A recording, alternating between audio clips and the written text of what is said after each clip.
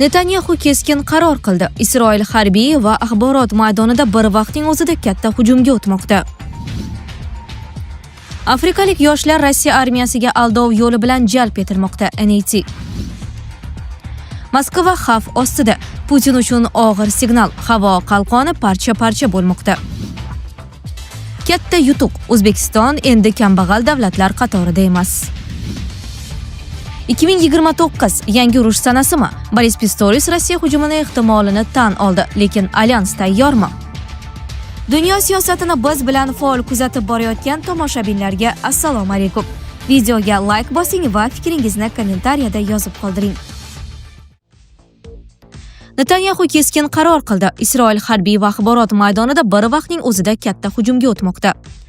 Benyamin Netanyahu tomonidan e'lon qilingan yangi strategiya Isroil tarixidagi eng keskin burilishlardan biri bo'lishi mumkin. Chunki bu safar gap oddiy qurollanish yoki byudjet oshirish haqida emas, balki mamlakatni to'liq harbiy, mustaqil, yuqori texnologiyali va global ta'sirga ega kuchga aylantirish haqida ketmoqda. Netanyahu ochiq bayonotida Isroil endi faqat himoya qiluvchi davlat emas, balki zarba berishga doir doimo tayyor tizimga o'tayotganini ta'kidladi va aynan shu nuqtada eng katta signal yangradi. Isroil AQShdan 2 eskadron zamonaviy F-35 Lightning IL va F-15EA qiruvchi samolyotlarni sotib olayotgani va bu samolyotlar yordamida isroillik uchuvchilar Eron osmonining istalgan nuqtasida operatsiya olib borishga tayyor ekani ochiq aytildi. Bu esa aslida diplomatik ibora emas, balki aniq harbiy ogohlantirish sifatida qabul qilinmoqda. Chunki bunday imkoniyat mintaqadagi har qanday kuch muvozanatini keskin o'zgartirishi mumkin. Ayni paytda Netanyahu yana bir muhim qarorni e'lon qildi. Isroil mudofaa sohasida tashqi davlatlarga qaramlikni kamaytirish uchun 350 milliard shekel miqdorida ulkan investitsiya ajratadi va bu mablag'lar orqali qurol-yarog', dronlar, raketa tizimlari, sun'iy intellekt asosidagi harbiy texnologiyalar va kiberxavfsizlik tizimlari to'liq mamlakat ichida ishlab chiqarila boshlaydi.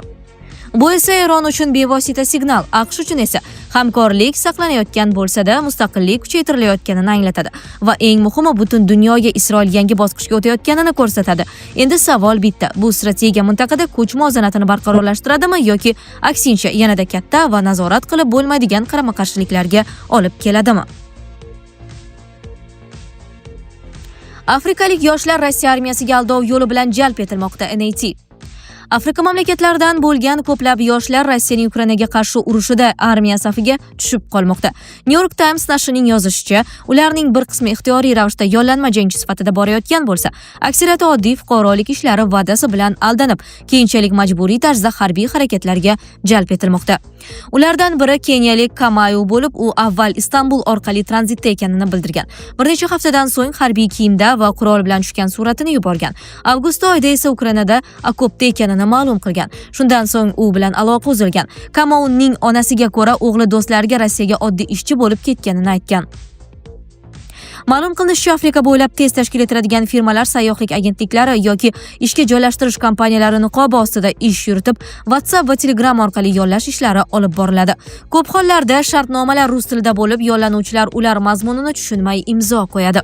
Mutaxassislar fikricha, Afrikada rasmiy ish o'rinlarining kamligi va yoshlar ishsizligining yuqori darajasi bunday aldov sxemalarining keng tarqalishiga sabab bo'lmoqda.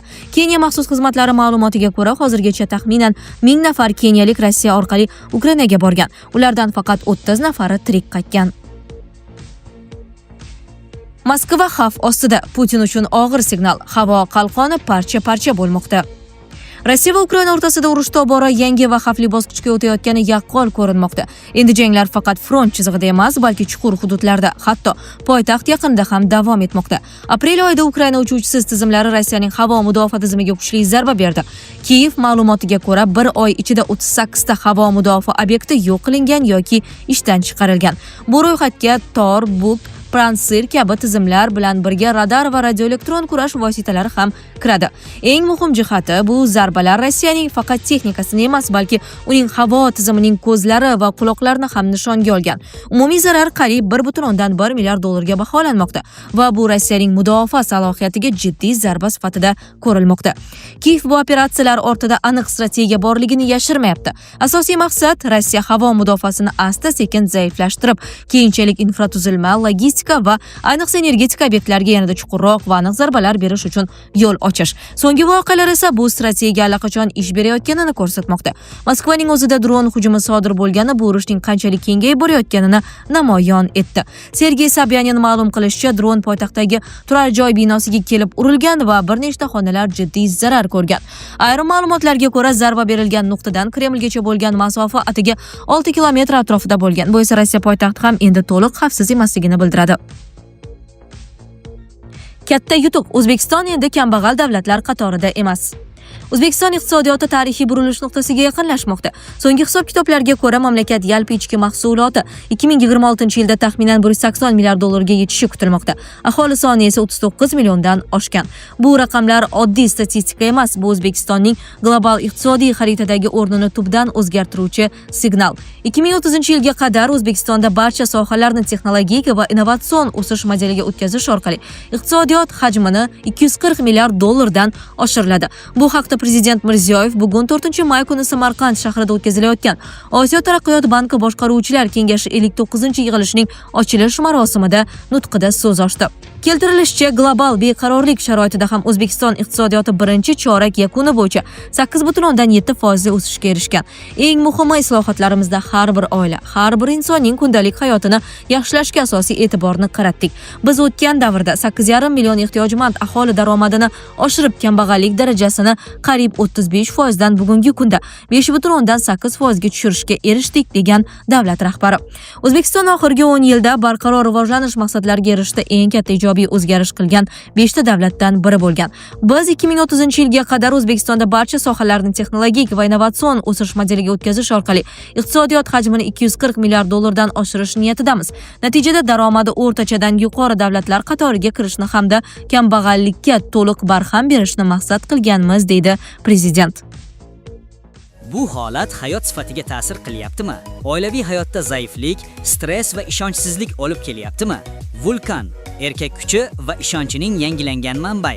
Prostata bezi adenomasi surunkali prostatitdan qutulishga yordam beruvchi ishonchli formula. Atigi 5-7 kun ichida natijasini sezasiz. O'zingizni yengil va ishonchli his eting. Vulkan, siz izlagan tabiiy yechim. 2029 yangi urush sanasimi? Boris Pistorius Rossiya hujumi ehtimolini tan oldi, lekin alyans tayyormi? Yevropaning yuqori martabali harbiylari Rossiya yaqin kelajakda NATO mamlakatlariga hujum qilishi mumkinligini istisno etmayapti. Germaniya mudofaa vaziri Pistorius bu 2029-yildayoq ro'y berishi mumkin deb hisoblaydi. Estoniya razvedkasi esa bu yaqin 1-2 yil ichida sodir bo'lmasligidan umid qiladi. Shu bilan birga AQSh va Isroilning Eron bilan urushi shuni ko'rsatadiki, Shimoliy Atlantika alyansi harbiy harakatlarga tayyor emas, deya ta'kidlaydi Politico. Diplomatlar, harbiylar va ekspertlar bilan gaplashgan nashr Rossiya hujum qilgan taqdirda NATO mamlakatlariga muammo bo'ladigan 5 ta ojiz nuqtani sanab o'tgan. Meduza Politico maqolasidagi asosiy xulosalarni qisqacha keltirdi. O'q-dori yetishmovchiligi. Eron bilan urushini yaqqol ko'rsatadiki, NATOda o'q-dorilar yetarli emas. AQSh Patriot havo hujumidan mudofaa tizimlari uchun mo'ljallangan raketalar zaxirasining yarmini ishlatib yubordi. Fransiya Yaqin Sharqdagi urushning dastlabki haftalaridanoq Astra va Mika tizimlari uchun raketalar tugay boshlagani haqida ogohlantirdi. Rheinmetall va MDA mudofaa kompaniyalari talab keskin oshgani va taqchillik yetilib kelayotganini qayd etgan. Agar AQSh Hind okeani mintaqasida faollikni davom ettiradigan bo'lsa, Yevropadagi resurslarning kattagina qismini olib chiqib ketadi. Yevropada esa resurslar ko'p emas, degan NATOga a'zo mamlakatlarning birida bo'lgan diplomat.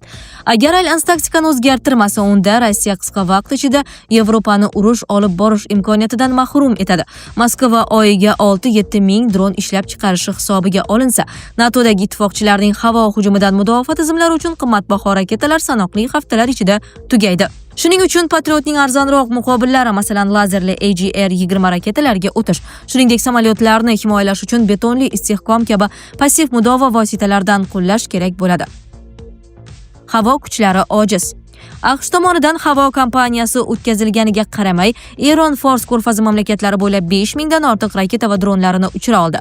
Ekspertlar fikricha, bu keng ko'lamli bombalash raqibni bo'ysundirish uchun yetarli bo'lmasligini namoyish etdi. Shuning uchun NATO havodagi hukmronlik konsepsiyasini qayta ko'rib chiqishi hamda buning o'rniga uzoq masofaga yuqori aniqlikda harakatlanuvchi qurollarga investitsiya kiritishni ko'paytirishi, shuningdek Amerikadan uchish masofasi 300 kilometrga yetadigan AGM-88G raketalarni sotib olish hajmini oshirishi kerak bo'ladi. Tarqoqlik. Yaqin Sharqdagi urush NATO ichidagi bo'linishni yanada kuchaytirdi. Yevropa Donald Trump talab qilganida AQShga yordam bermadi va u alyansni tanqid qila boshladi. Bu fonda AQSh prezidenti Rossiya bilan mojaro kelib chiqqan taqdirda vaziyatga aralashmasligi yoki kichik qo'shin yuborish bilan cheklanishi borasida xavotirlar paydo bo'ldi. NATO sobiq bosh kotibi Andres Fogh Rasmussen Yevropa mamlakatlari AQSh NATO oldidagi majburiyatlarni bajargan taqdirdagina Hormuz bo'g'ozini ochishda yordam ko'rsatishi mumkinligini bildirishi kerak deb hisoblaydi. Uning fikricha, bundan keyin ham Trampning ko'ngliga qarash va uni tinchlantirishga urinishda davom etish kerak emas. Xushomadning vaqti o'tdi. Ukraina omili. Yaqin Sharqda urush boshlanganidan bir necha kun o'tib, Ukraina Fors ko'rfazi mamlakatlariga Eron dronlari hujumlariga qarshi turishda yordam ko'rsatish uchun mintaqaga o'z mutaxassislarini yubordi. Yakunda Kiyev arab mamlakatlari bilan mudofaa sohasida 10 yilga mo'ljallangan hamkorlik bo'yicha kelishuv imzoladi. Ukraina bilan institutsional aloqalarni kengaytirib olgan NATO endi birinchi mudofaa chizig'i sifatida Rossiya bilan chegaraga yaqinroq hududda dronlarga qarshi belbog' yaratish ustida ishlashi kerak, deydi ekspertlar. NATO diplomatlarining so'zlariga ko'ra, alyans Ukraina harbiy sanoati bilan munosabatlarni yanada mustahkamlashi, jumladan Unite Brave NATO dasturiga ko'proq mablag' ajratishi mumkin. Yevropalik diplomatlardan birining aytishicha, Ukraina endi xavfsizlikka kafil rolini bajarmoqda va Eron bilan urush buni isbotladi. Sizlarga yetkazmoqchi bo'lganlarimiz shulardan iborat edi. Dunyo yangiliklaridan uzoqlashmang.